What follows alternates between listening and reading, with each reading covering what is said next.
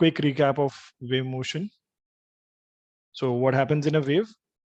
There is just, it's a transfer of energy without the transfer of medium particles.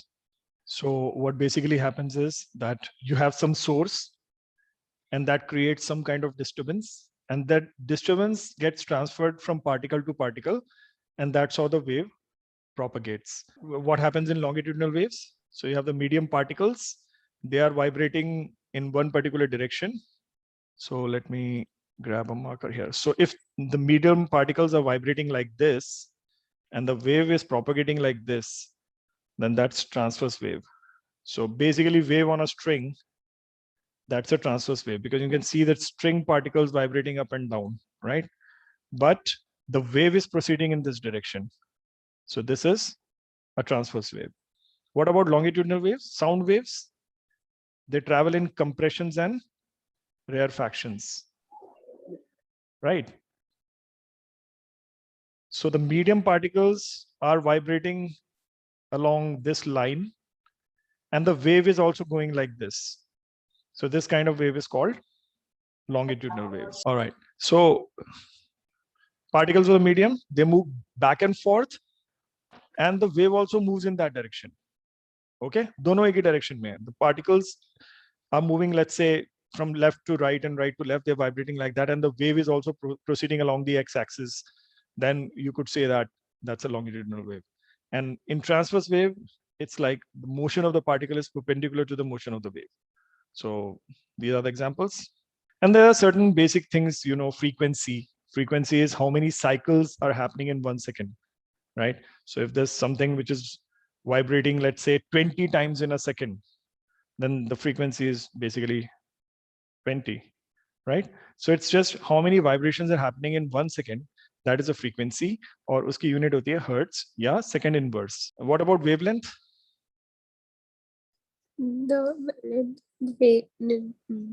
So distance between two consecutive rest or Two Rest or convectors trough, yeah. Yes, sir. Draft Yeah. distance. Okay. So, and you can also find wavelength using the speed and frequency. Using, yeah, so V is equal to frequency times the wavelength. That's a, yeah, that's a standard relationship you're going to use for your numericals also. Here it is. Okay, simple harmonic motion. So what's simple harmonic motion? It's back and forth motion in time, okay, about the mean position. That's oscillatory motion, okay. Now the free oscillations or vibrations are ones where object can oscillate on its own. So once you pull the pendulum to one side and leave it, it will keep on oscillating on its own. Those will be free oscillations or vibrations. Forced kya hongi? When somebody is constantly feeding an external force to make the object oscillate, that will be forced oscillations. Generally जो oscillations होते हैं वो damped होते हैं, because there is some kind of air resistance, or just be medium में the object is vibrating, that provides some kind of resistance to it, right? So damped oscillations are the ones which are actually happening all the time. अगर आप किसी pendulum को you displace it and you leave it, and you can see that it keeps on oscillating, but after some time it comes to a still. Reason? Some kind of air resistance is acting on it, which is trying to, you know, make it stop. So after some time we'll find that it stops. Those are damped oscillations. और अगर damping नहीं है, जो कि बहुत कम होता है ऐसा, तो फिर oscillations are going to go on forever. So that's basically because there is an interconversion of potential and kinetic energy. So as your pendulum is going to one extreme, all its kinetic energy gets converted into potential energy. And when it comes back towards the mean position, and when it reaches the mean position, all the potential energy has been converted to kinetic now, and then it overshoots the mark due to inertia and goes to the other extreme. And that's how the oscillations are going to go on forever. So simple harmonic motion is a periodic motion that occurs in a body displaced from its equilibrium position. Or the special property of this kind of motion, simple harmonic motion, is the restoring force. Or if you pull a spring to this side, you feel a force. Why? Because the spring is pulling you back here, right? So the restoring force is always opposite to the displacement. So jitna, or secondly, it's not just opposite, it is also directly proportional. And that's given by this particular sentence, this statement, F is proportional to negative of Y.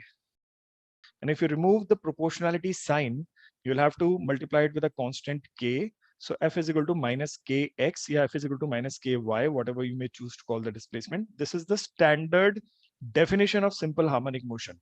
Now force, you know, is mass times acceleration. So this should be equal to minus ky. And acceleration is the second order differential of displacement. This is equal to negative ky. So you can just rearrange this equation to get this equation. So I'm putting k over m as omega square. So what is the differential equation that we need to solve? Now this second order equation with one y, you can see one y itself is also there. This is the standard solution of this differential equation. Now all we have to do is plug this solution back into the equation. All right, so y is equal to c to the power alpha t. This is the kind of solution that you get. So y तो we can plug in directly in that equation.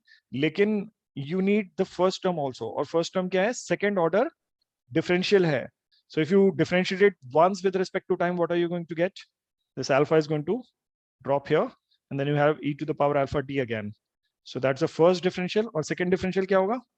Again, you will have this alpha come here and e to the power alpha t. So c alpha squared e to the power alpha t. So this is your second order differential of your solution. So now we are ready to plug it back in here. So first is just d2y by dt square, which is c alpha square e to the power alpha t. So I've just put it there. और दूसरे में omega square वहां पहले से था, साथ में y था, which is c e to the power alpha t. So c e to the power alpha t I've taken common out, and I get alpha square plus omega square, which is equal to 0. So this c e to the power alpha t is common in both cases, right? Now, can you have c e to the power alpha t equal to 0? No, sir. You can't have that, because if you have that, then there's nothing left. Your displacement itself is 0. You're not having any kind of motion. So that can't be 0. So what else can be 0? Alpha square plus omega square should be equal to 0. Or alpha square should be equal to negative of omega square. You know, this could be, this minus 1 can be written as I square. Under root of I square omega square. Okay. And what is under root of I square omega square? That's plus minus I omega. You could have both roots. So I just need to find C. If I find C, then my solution is complete. I've got this as I omega t. C e to the power I omega t. And I also have this solution, C e to the power minus I omega t. So I'm taking a linear combination of this. So this is my complete solution that I've constructed. You know Euler's formula? Apply that. So what do I get? E to the power I theta equals cos theta plus I sin theta. Cos omega t plus I sin omega t. And e to the power negative I omega t will be cos omega t minus I sin omega t. C1 plus C2 cos omega t. Okay. I C1 minus I C2 sin omega t. So you can write this as A cos delta. Okay.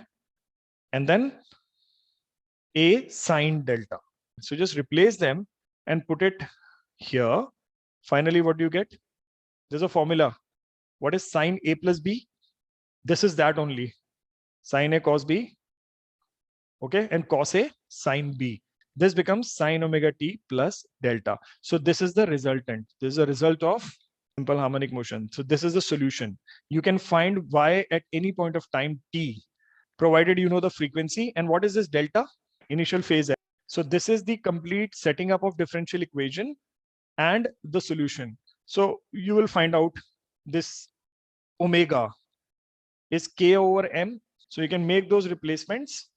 And this is finally, you get the time period and frequency of oscillation. So frequency is given by 1 over time period, which is now this, you know, omega is 2 pi nu. And finally, this is the frequency that we get. So this is your simple harmonic motion.